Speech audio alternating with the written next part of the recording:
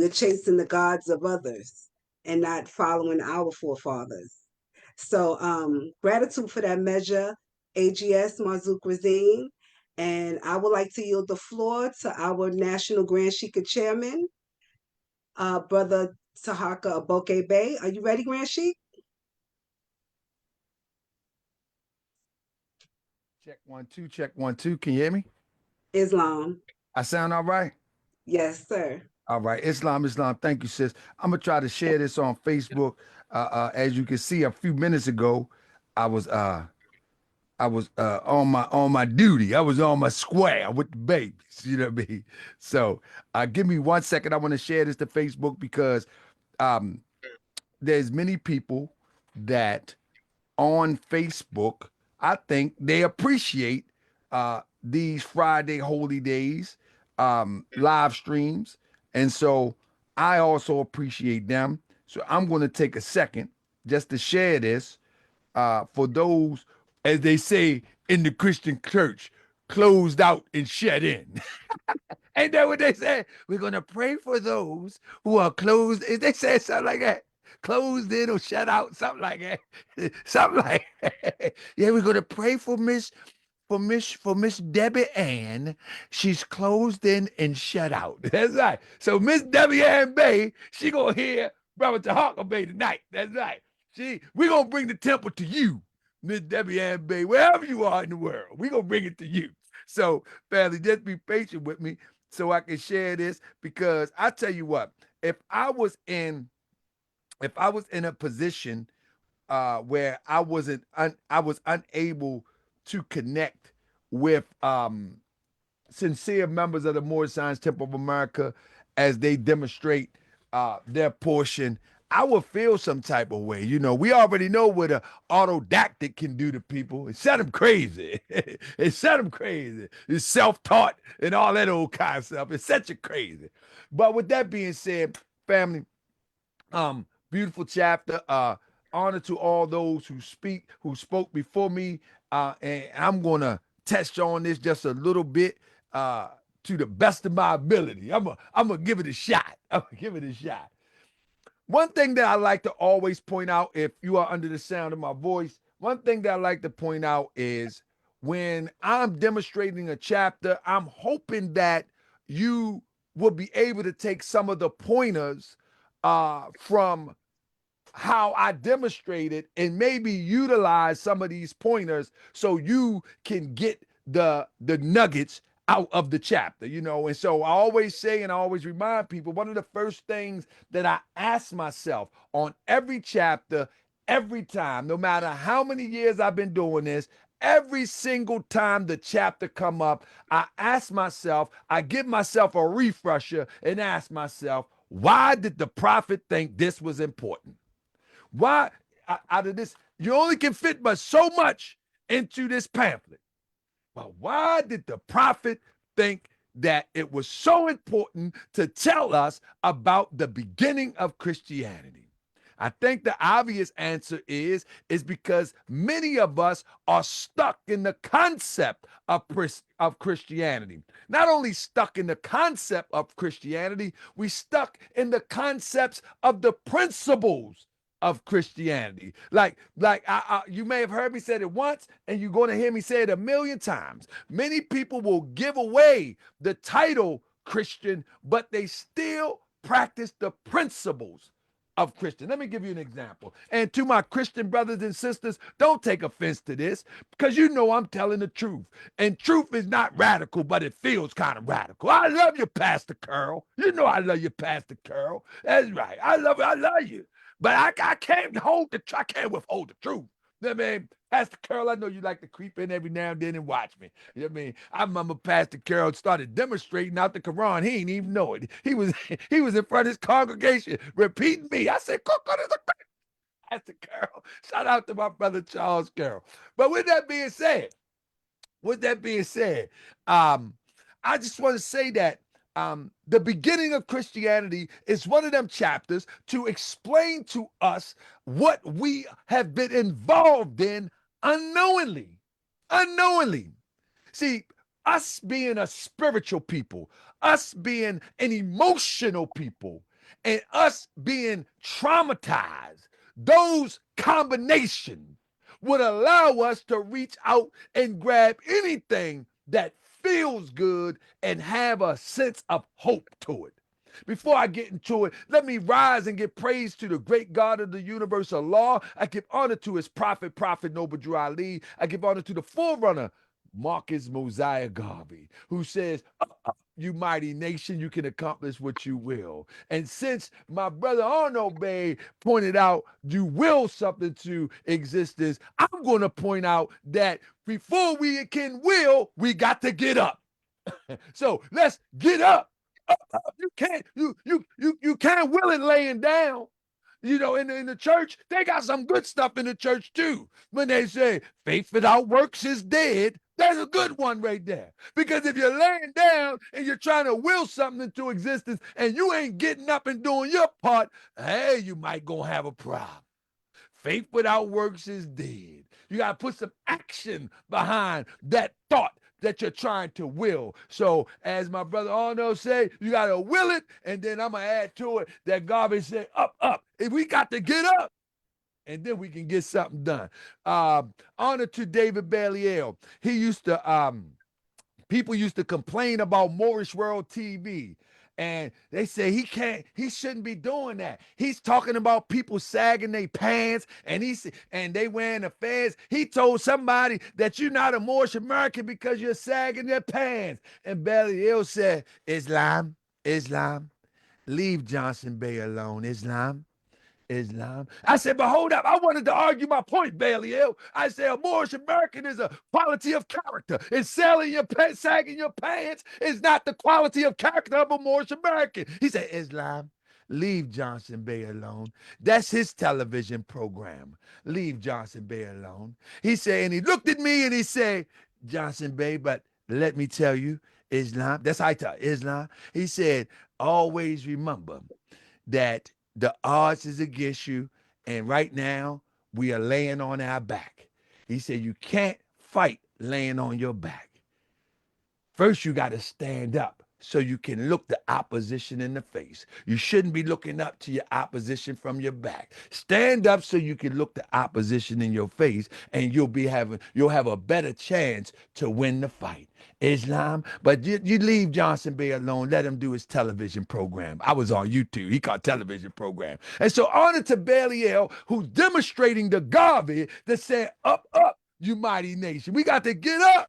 We can't fight laying on our back. That's what Baliel told me for real. I know some of the people that was under Baliel was in that conversation probably listened to this. And honor to you too. Take some of Baliel's advice because I did. Because we standing up and strong today. Good goodness gracious. We're looking the enemy in the face. We're looking the opposition in the face today. We eyeball to eyeball. And this is the time, family. This is the time that we do a reset of the Moorish Science Temple of America. You know when your computer jam up, I'm going to get to this in a minute. I feel like talking. You know when your computer jam up, it ain't acting right. You got to shut that thing down, and then you got to restart it. Well, in 1929, what happened is the prophet said, I can put out a spirit, and it will tell me who you are. See, the Moorish Science Temple of America, by default, was zoom. It went to disarray. It got all shooken up. You know, but that was the will of the prophet. That was the will of the prophet, the way I see the teachings. But now, the third, fourth generation coming. Now we got to restart. It's just like the computer. You shut that demonstration down. When it start to jag up and start to not turn the pages and no, it said, man, restart it. You got to restart it. So the Moorish Science Temple of America in the styled as the noble temples is that restart. Well, we look at 1928 and look what the prophet left us, and we say we're going to duplicate that. Well, we look at the position that the prophet put people in position in, we say we're going to duplicate that. We said once we duplicate that, we're going to take it to heights that never been seen since the time of the prophet Noble Drew Ali and even further.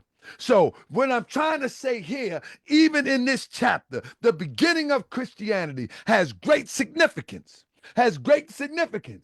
because we have to ask ourselves, are we acting from a principled Christian mind, or are we acting from a principled Islamism, Muslim mind.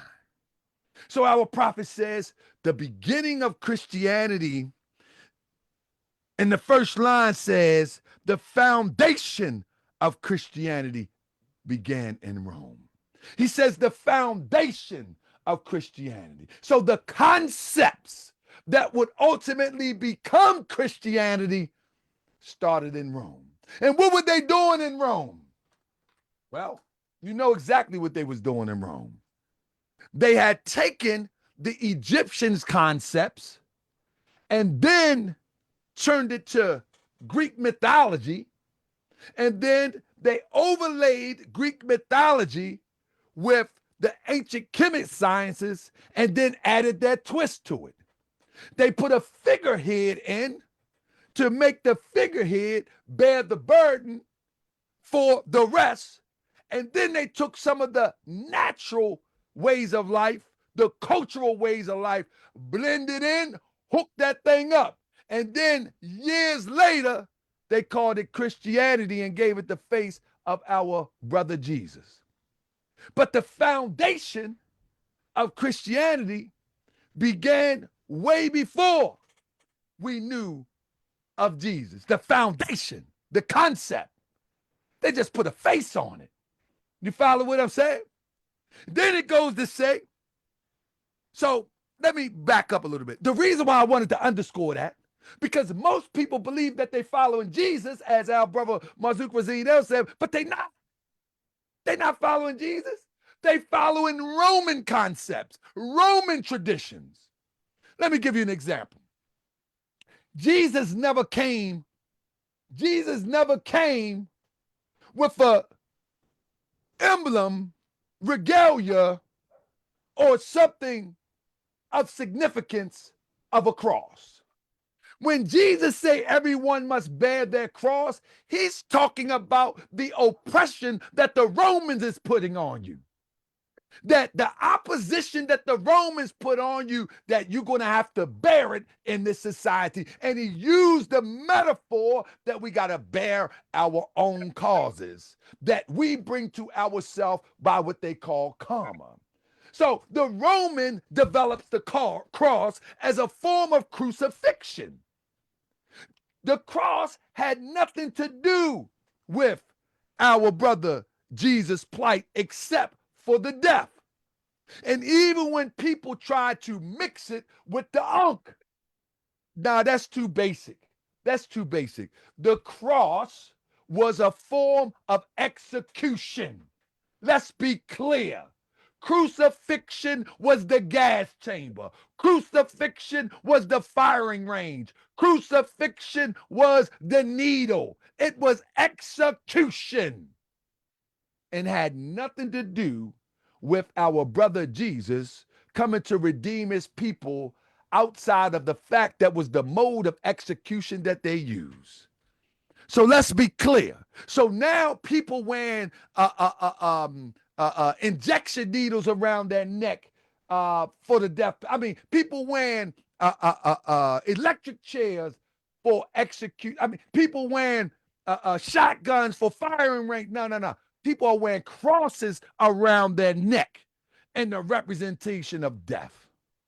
In fact, they go a step further and say Jesus is the sacrificial lamb, as if Jesus literally said, I'm going to commit suicide physically in hopes that you're going to be all right in the morning. Jesus is insane. It's filled with a devil. That's what the Europeans said at the time. But I would have to agree with them. If you really think that. But we know what Jesus was talking about. When he gave his life as a willing sacrifice, what he did was he went up against all odds, in the words of the great Tupac Shakur. He went against all odds. And going against all odds, there's always a price to pay. And the ultimate price is your life. So Jesus knew that when he was chosen by the great God Allah for this task, the end result would be to take his life. And knowing that, that is the sacrifice.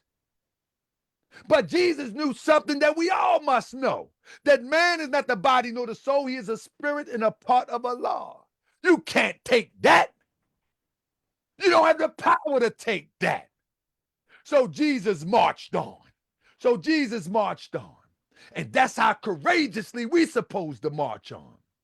So our prophet brings this to us to try to get us to understand the difference from what Jesus taught and what those who proclaim to follow Jesus and this religion called Christianity, what they taught. It's not the same.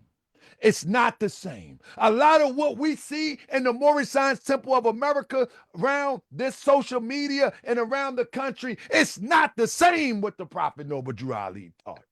It's not the same. You can bring people here to sit before me and we can compare. We can compare everything that the Prophet did and everything to what people are doing. It is not the same. And so if the Prophet Noble Drew Ali gives me a chapter called The Beginning of Christianity so I can decipher what I was doing compared to what I'm supposed to be doing, well, heck, I better decipher what these Moors had me doing and compare it to what I'm supposed to be doing too. See, we love to look back and say, man, that was Christianity. But we don't want to look back just a little 100 years and say, hold up, wait a minute. Hold up, wait a minute. See, salvation is personal, and we should take a personal interest to find out when we're looking at the beginning of Christianity about 2,000 years ago and the beginning of this stuff that they call Moorish science right now. We should take a look back. Oh, you talking too much. Why you always want to bring that up? Every opportunity I get, I'm going to bring it up because we have gotten off track. We've gotten off track. And so our prophet teaches us, let's go back 2,000 years, about 2,000 years ago. It's about, you know what I mean? The Roman nations founded the first church, of whom crucified Jesus of Nazareth, for seeking to redeem his people from under the Roman yoke and law. It says this is how it's written, the Roman nations founded the first church, of whom crucified Jesus of Nazareth, for seeking to redeem his people from under the Roman yoke and law. What this is saying is the same people that crucified Jesus would build a church in his name later. They would create an institution in the same person that they murdered. Isn't that a common theme? They killed Martin Luther King, and then what they say? We're going to have Martin Luther King holiday. We're gonna celebrate King's birthday. Ain't that a common theme? They killed Malcolm X, and then what did they say? We're gonna have Malcolm X Day parades. Ain't that a common theme? They killed the leader and then make a monument or a celebration to represent. And one of the greatest monuments that they have made of one that they have slayed have been Jesus. Come on, it's a common theme. Come check it out. The only reason they haven't done Prophet Noble Drew Ali yet is because it's been too short of a time. They haven't been able to find a way to manipulate it and sell it to the people that he was a hero. Because it's still people that are closely connected to the energy of that time that can tell it like it is. Brother Tahaka Bay, and a few others out there that don't have the platform that we may have, but they're out there. But let me tell you something. All you got to do is look in the past. All you got to do is look, in the recent past. Every person that they slay with that is descendants of Africans or inhabitants of Africa, they will hold them up later. They always do it. And again, the greatest one that they have done was Jesus. Jesus. Let me tell you who they're working on now. They almost there. They're working on Muhammad now. They're working on to make Muhammad a hero beside Jesus. Yeah, they already done whitewashed them. You know, the Muslims say you can't have pictures of Muhammad. You know that, right? You can't draw no pictures of Muhammad. You know that, right? I mean, you can't have no pictures in your house. You can't see that. Can't see none of that. I mean, so that's how the manipulation happens, because now they can remix and now they can sell you a rebranding of Muhammad. Hence, that's how you get this Chrislam that's going on. These docile Muslims, these docile Moors, these ones that'll take a smack on the cheek and turn around and say, hit me again. This is what you get it from. This is the fact of the matter. And it's just the time is right now. See, when they did the 9/11, they made it seem like all of the Arab speaking people was a target. And then they remixed it and say, well, no, it's not everybody. Islam ain't bad. And whether it's bad or good is not my argument, but they made it a conversation.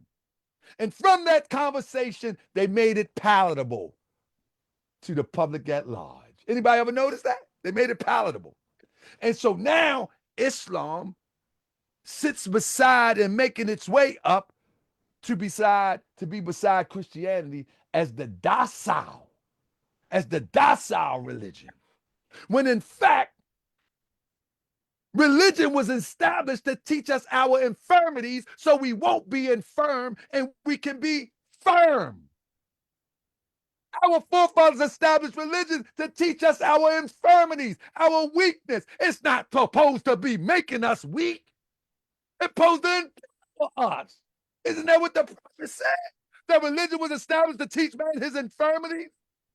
How do you get in religion and you get weak? You didn't got into the wrong thing and called it religion. That's what you did. Because the religion that I subscribe to, oh, it got me fired up. I'm telling you. Be wondering if I got 10 rounds in me sometime. Like, man, hold up, should I be thinking like that? It got me fired up. I'm ready to do, listen, I'm ready to load up the camel. That's right. I'm ready to load up the camel and go across the desert and just get it popping. You know how the young generation, let's get it cracking. And popping with this ain't due to me. I don't know but nobody else. More, why don't we just let things be? I know. No. I want to demonstrate the truth. I want to demonstrate the truth as given to us by Prophet Noble Drew Ali. Period, point blank. So these principles of Christianity is the things that really holds us back. And not to mention that a lot of Christians have good hearts. They mean well. And there's many that are doing well. Hey, if it wasn't for my praying Christian grandmother, I probably wouldn't be talking to you today. Because see, God, Allah, he does not measure you by what you say out your mouth. He measures by what's in your heart. And my grandmother, Miss Juanita Bashir, Ashe, ain't that what they say? Ashe. Miss Juanita Bashir, she had one of them hearts. Man, she just tried to do everything for everybody. She took care of the whole family and said she was sick the whole time, but took care of everybody. 90 years old when she transitioned. So what I'm saying, it was a praying mother, my mother, Mama Bay, my mother, a praying mother, people like that who walk around with a cross on her neck. But it's not what's on your neck, it's what's inside that Allah honors. So it's some good Christians out there. But when we get down to the scholarship of what Christianity is as an indoctrinated measure to make us docile, then we having a conversation if you are a Moorish American Muslim or are you practicing the principles of Christianity. And you got to make a decision. I'm a Moorish American Muslim. Every waking moment, I'm trying to improve. Every waking moment, I'm trying to know. Because for what man know, he must be what he know. And once I know, I'm trying to be what I know. And I'm trying to be what I know, and I'm trying to know. I'm trying to be what I know, I'm trying to know. That's a Moorish American Muslim. I need some conclusion, if there's such a thing. As the prophet teaches us about the resolute man. We're looking for resolution. We ain't looking for the gray area. We're looking for the two things in all the world. The one is truth, the other is falsehood. We're looking for up, down, left, right, black, white. Clear truth. That's what we looking for as Moorish Americans. I don't know what nobody else looking for. So don't ask me to be buddy when you're lying to my face. I love you just the same, but nah. If you can act as if the prophet didn't do what we have illustrated that the prophet did, and you ignore it, boy, you don't mean, I don't mean nothing to you. If you can act like the prophet, if you can make believe that what you doing is what the prophet did, and what the institution that you call Moorish Science is descended, resembles, mirrors Prophet Noble Drew Ali, with all the evidence put forth, and you ignore all the evidence, oh man, I don't mean nothing. I'm scared of you. Yeah, yeah, yeah, yeah. I ain't conquered that degree yet. Scared to life. Stay away from you. Because if you would ignore what the prophet gave us for your buddy, for your friend, for your lover, for your wife, for your husband, if you would ignore that, then I don't mean nothing as your brother. I don't mean nothing. So I'm gonna go ahead and stick. I'm gonna keep my distance from you. I'm gonna let you know how I feel. That way you don't come over. You can't even come over here faking with me. I mean, you're gonna like me because you do. But if you into that clubism, if you're into that man club thing, then you ain't gonna like me. You're just not gonna like me. Because I'm gonna tell you what it is from the break. And so let's get into the beginning of Christianity. It says the Roman nation founded the first Christian church, whom crucified Jesus of Nazareth for seeking to redeem his people from under the Roman yoke and law. Again, the prophet Noble Drew Ali is letting people know that Jesus didn't say, hey, everybody, here I am. I'm coming to commit suicide for you. He came to say that the people of his lineage, the people of his descent, the people of his nation was suffering oppression. And the universal creator, Allah, whom he called the Father, brought him into existence for this purpose. The purpose of Jesus being born was to lift the iron hand of oppression from the pale-skinned nation of Europe, who was governing portions of Palestine at that time. That was his mission. And in the Holy Quran and the Moorish Science Temple of America, seeking to redeem his people in those days from the pressure of the pale-skinned nation of Europe. Rome crucified him according to their law. Now, when we get into Rome crucified him, many people will get the story twisted. And they don't obviously pay attention to how the story played out. In order for Rome, the government Rome, to crucify Jesus, they had to have the Israelites in cahoots with them. Remember, it was the Pharisees and the Sadducees. He's no king of ours. He's no king of ours. Take him. It was his own people. So, what is the secret sauce to figure this out?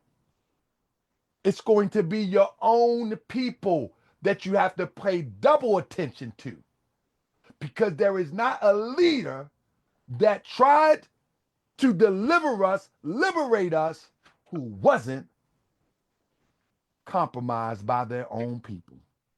There's not one. Name one. There's not one. And guess what? We're going to keep getting this message until we take heed.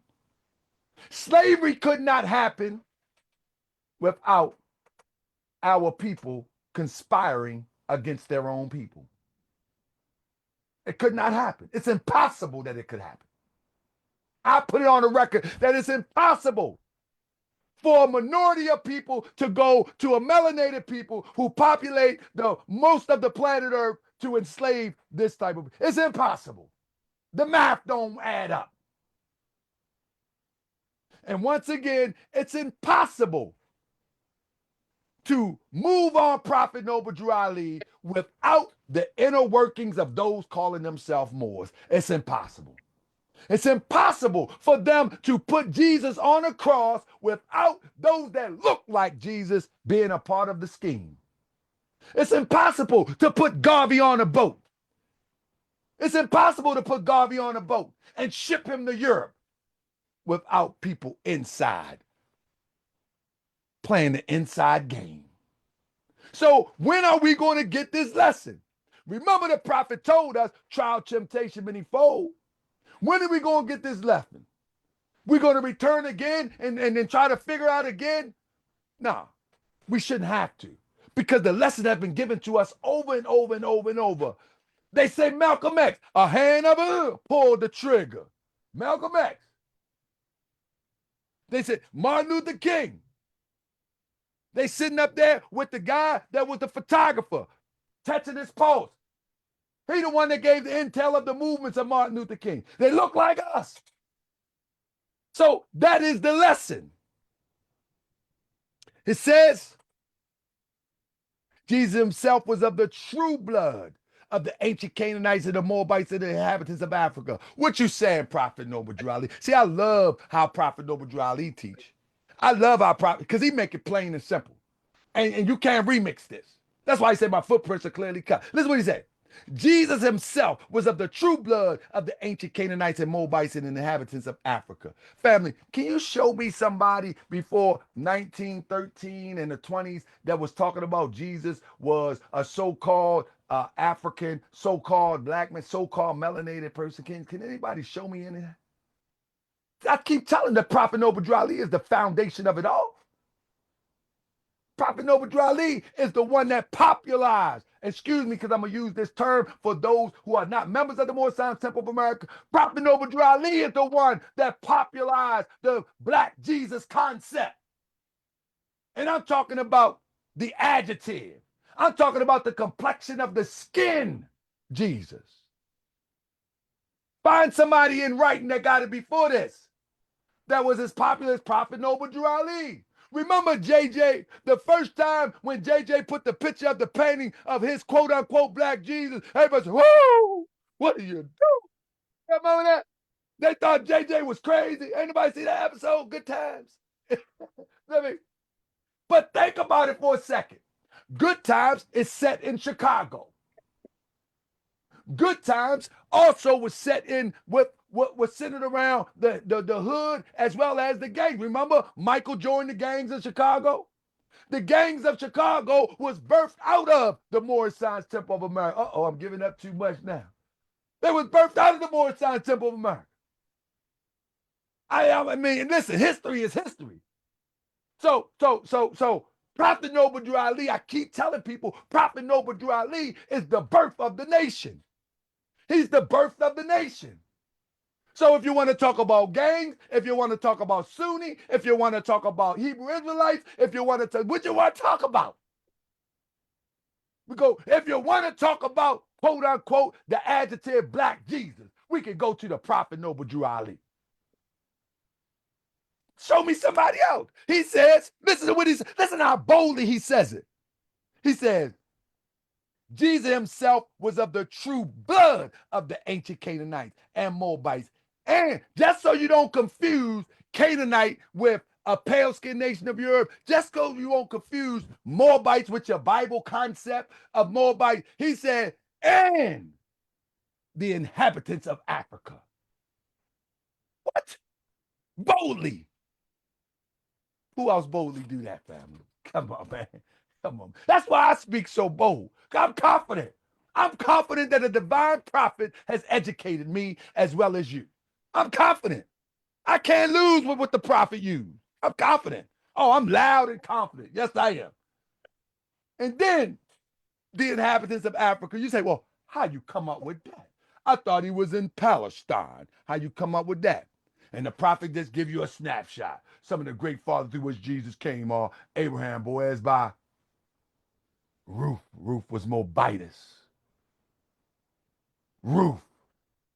And if you trace Ruth, you know where Ruth was at. And then the inhabitants of Africa doesn't mean the borders in which we see today. Don't mean that.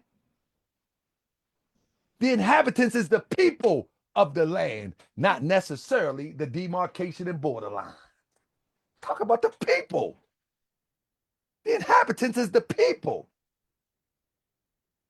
In this context, that's another thing about Moorish science. If you don't understand context, you will never understand Moorish science. This is why I tell everybody that if you don't have one who has been seasoned in the teachings of the Prophet Noble Drew Ali, and you think you're going to learn this on the internet, you think you're going to learn this from a book, you're going to sound crazy.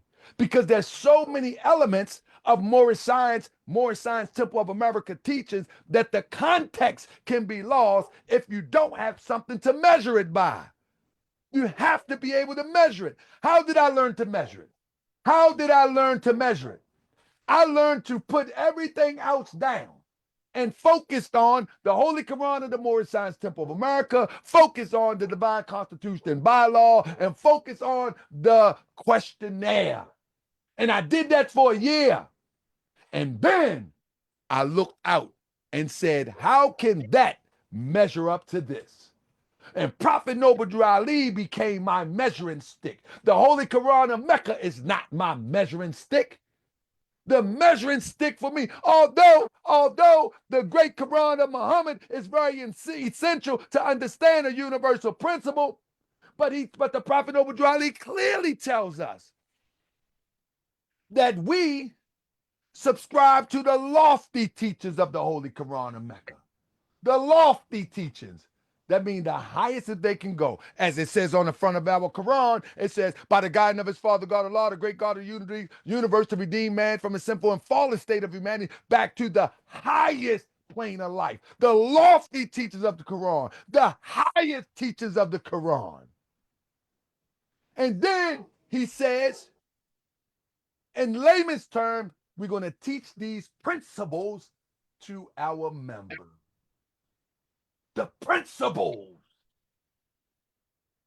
to our members. So what we have here is people do not want to use their brain power to be critical, understand context, and establish themselves in the principle of the highest teachings. We want the dumbed down teachings. We want the dumbed down teachings. Put blood on the door and say, oh, I'm protected. Instead of get a burner. I mean, hey, I'm going to call a spade a spade. I'm going to call a spade. Hey, I'm not suggesting everybody get a burner. I'm just saying. We'll put blood on the door or crosses on. Oh, okay. Elders once told me, hey, pray to Allah, but tie your Campbell. Pray to Allah, but tie your Campbell. That's Moorish Science 101. The principles of Christianity is to just pray to the Lord. When your camel run away because you didn't tie it up, pray to the Lord. It'll come back. Don't you wait on it. Don't you wait on it. See, Moorish Science is practical. It's very practical. Moorish Science tells you, gives you the ability and drives you to take responsibility, to take action. Action, not the mouth. You gotta take action. Action, not the mouth. You cannot, you gotta take action. That's Moorish Science 101. That's why I be hooping and hollering, because many people have went to the principles of Christianity where they just going to pray. They just going to wait on the Lord. Okay, you can wait on the Lord, but while you're waiting, what you doing? We as the Noble Temples, we're going to move on this. We're going to move on this. It says, seeking to redeem his people in those days from the pressure of the pale-skinned nation of Europe. Rome crucified him according to their law. Back to my point. Although it was our people that was egging it on, although it was our people that kissed him on the cheek, but it was actually Rome who demonstrated the deed. They demonstrated the deed. And then years later, the same people creates a church and a religious institution in his name.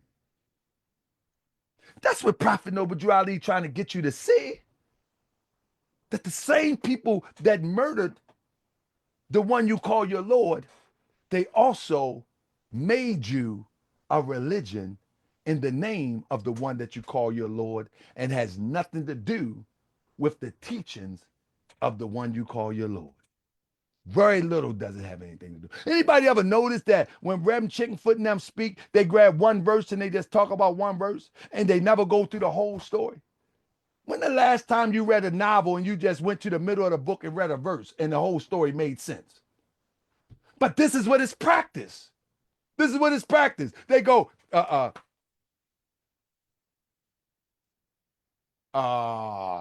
turn your page to Mark 6, Mark 6, chapter 4. Thy alms may be in secret, and thy Father which seeth in secret himself shall reward thee open it. Ha! When the Father see you in secret, ha! And then they see you in open. Then they go on for that for a long time. But the book of Mark is a pretty lengthy book. Imagine you read a John Grisham book or one of them novels and you just opened up and went through a middle of the page of the book and read something and then walked away.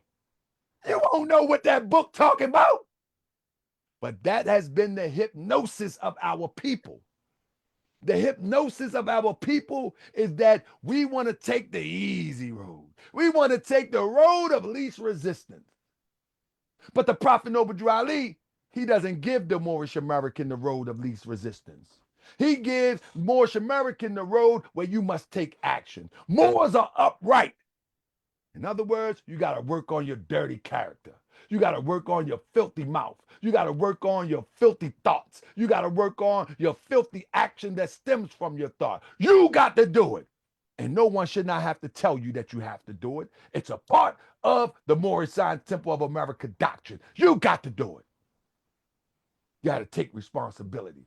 Every day you got to work on it. Soon as you're ready to cuss somebody out, you got to say, oh man, is there another way I can deal with this? You got to catch yourself. That's right. You got to do it. You got to do it. That's right. Soon as you rubberneck at one of them brothers or one of them sisters, whoever you may be, you got to say, man, whatever. I'm good. I'm good. You got to do it. You got to work on yourself. That discipline. Moors like to take the road of least resistance. You got to take that road that gives you opposition. You got to walk around the thorny side of life as Jesus did. Ain't that what it said? Jesus walked on the thorny side of life. You got to get poked and pried and picked with some thorn. And then you got to be buffeted to bring out the divine you. Let me close with this. It says, the holy teachings of Jesus was to the common people, to redeem them from under the great pressure of the hands of the unjust. Let me say one thing for sure and two things for certain. Me, as a representative of the teachers of the Prophet Noble Drew Ali, my message is also for the common people. Listen, my message is not for those who think they know. How can you teach somebody anything that knows everything? My message ain't for them. My message ain't for someone who think that they have arrived. That ain't, nah. The message that I'm trying to get across is learn to love instead of hate. Educate yourself so you can be more equipped to fight those things from within as well without. So at the end of the day, those who think they are already equipped with it, this ain't for you. It's millions and millions and millions of Asiatics out there that can feel a sense of discovering themselves. In the noble temples, the Moorish Science Temple of America is here to lend a helping hand. is here to extend this thing that the prophet calls a miracle. The hand. Is it not a miracle? But what good is it if you don't extend to your brother or your sister for assistance? So this is what we're here for. So all of the rulers, all of these big fat sheiks and these wide turban sheikesses and sheiks, don't worry about me.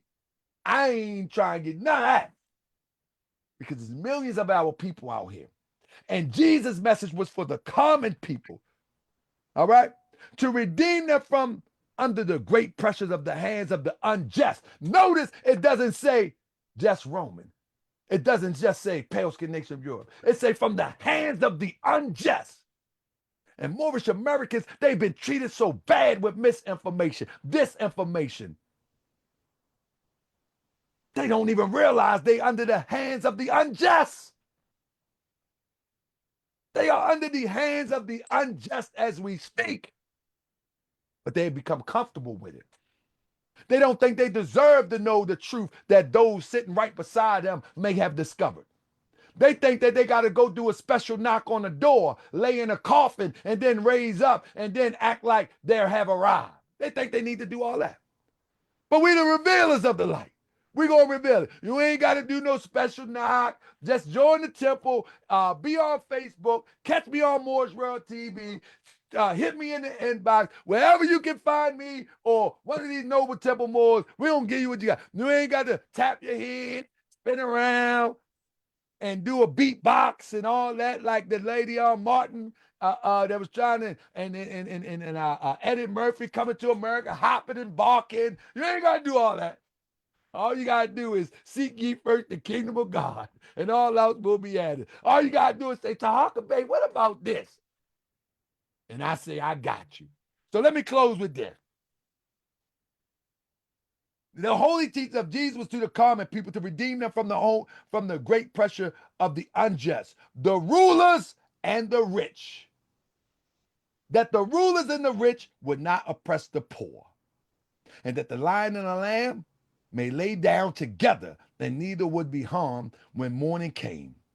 These teachings was not accepted by the rulers, neither by the rich. They loved the principles of the 10 Commandments. And in conjunction to what our assistant Grand Sheik of the virtual mentioned, how the 10 Commandments says, thou should not, you should not, you should not, you should not. And how the confession say, I have not, I have not, have not. Well, our brother Jesus also mentioned that there's one commandment. If you obey one, you have obeyed them all. Love the Lord with all thy mind. And I'm paraphrasing, love the Lord, the first commandment. They ask, what is the greatest of the commandments? It's the first commandment. The Lord thy God is one God, and love the Lord with all thy heart, mind, body, and soul. If you honor that first one, if you obey that first one, you ain't got to worry about violating the other 9. The God within that you honor, that you cater to, that you nurture, that you unfold, if you honor that, you will not violate the other 9. So there's only one commandment that you really need to be concerned about. The rediscovery of the divine within. Cater to it, nurture it, develop it, make it become a part of every part, go from belief, faith to fruition, and there you go. I yield the floor to our meeting chairwoman, Sister T. Moodiel, and happy holy day, Islam. Islam, Grand Sheik, that was a powerful demonstration on this chapter, the beginning of Christianity. Whew. One thing for certain and for sure, that religion was established to make us strong and not weak. I know our religion, Islamism, Prophet Noble Drew Ali brought us everything to keep us accountable and on the right track. You spoke about how Prophet Noble Drew Ali was bold in calling Jesus an Asiatic, you know, and in instruction 2 by saying he was an ancient Canaanite, the true blood of the Moabites. And he had to underscore with the inhabitants of Africa. And this is why I love Prophet Noble Drew Ali's teachings. Uh, you just spoke about everyone being accountable and how love is the first principle.